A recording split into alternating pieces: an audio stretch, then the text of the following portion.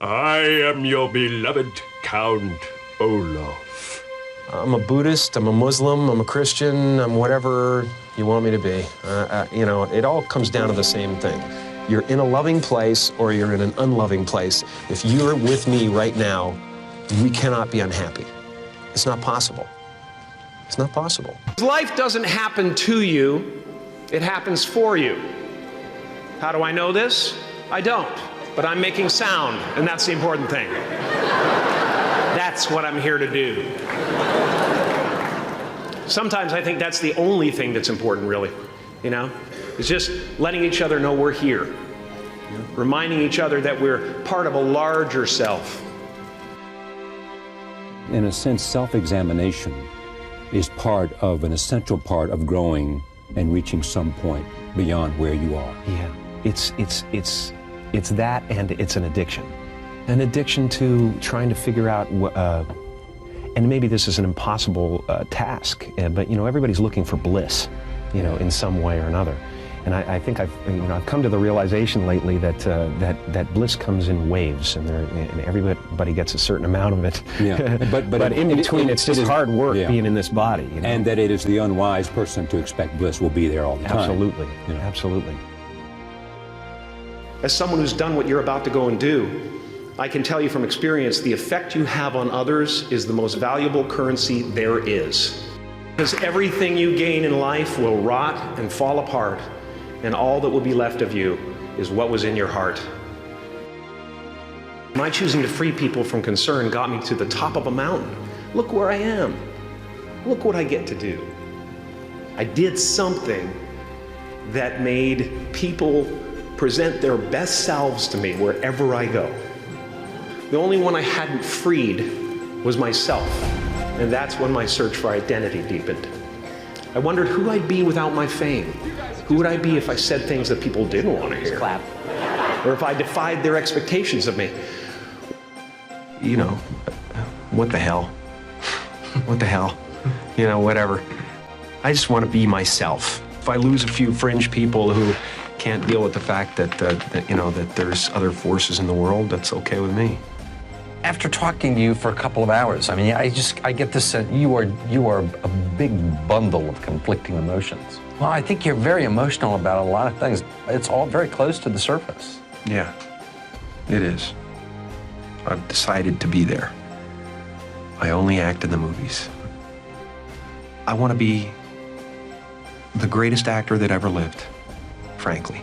You know, I'd love that. But I don't need to be. I just really want to be here. That's it. When the opportunity arises and I'm on the set, Can you cover the action? I'll be there tomorrow. Let's see what you... I'm not going to live it until I get there. Can you cover me? And when I get there, I'm going to have a great time. I'm going to walk in the set and I'm going to go, hey, humans, how you doing? You know, let's have fun. Stay right here, okay? Let's play in the sandbox. Woo! You know, and a lot of the characters I've done so far have been about duality, about what you show the world and what you really are. And so I've always been trying to reconcile the two. I know that this face pleases you, you know, but now I'm going to show you the real deal. And I hope there's enough there that, you know, that you can identify with, that we can sit together and break bread, and you'll think I'm as special as I was before. A few months ago, I woke up and I understood suddenly how thought is responsible for most of the suffering we experience. I suddenly felt like I was looking at these thoughts from another perspective, and I wondered, who is it that's aware that I'm thinking? I was thrown into this expansive feeling of freedom from myself, from my problems. I saw that I was bigger than what I do. I was bigger than my body. I was everything and everyone. I was no longer a fragment of the universe. I was the universe.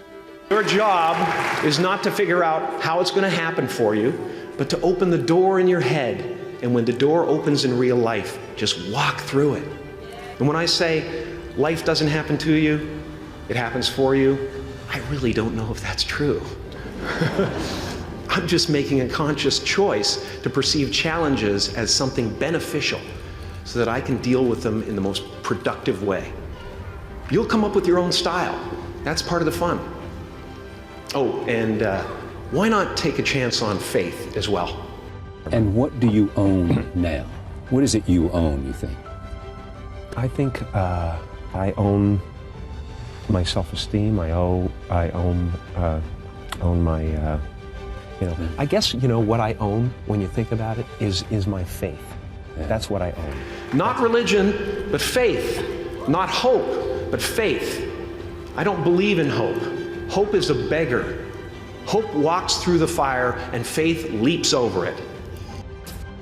Countries and religions and I find it all so abstract. Why am I an American? Why am I Canadian? And by the way, you're a Catholic or you're a Jew or you're, whatever you are. It's like everything is abstract structures. What is that? What does that mean? Somebody put a line down and said, this is that. We're so much more. I've just given them up. I'm fine just floating through space, flying 6,000 miles an hour around the sun, balancing on tectonic plates that are floating on lava, ready for the end times to occur and whatever the hell is going to happen. I'm just great. You're on a spiritual journey, period. And we're all going to end up in the same place, if there is such a thing. And maybe there isn't. Maybe there's just this and that's it. There's me in the teacup, that's it. There's us. We're the universe, man. I like that, that's fine. Now, fear is going to be a player in your life, but you get to decide how much. You can spend your whole life imagining ghosts, worrying about the pathway to the future. My father could have been a great comedian, but he didn't believe that that was possible for him. And so he made a conservative choice. Instead, he got a safe job as an accountant. And when I was 12 years old, he was let go from that safe job. And our family had to do whatever we could to survive. I learned many great lessons from my father, not the least of which was that you can fail at what you don't want. So you might as well take a chance on doing what you love.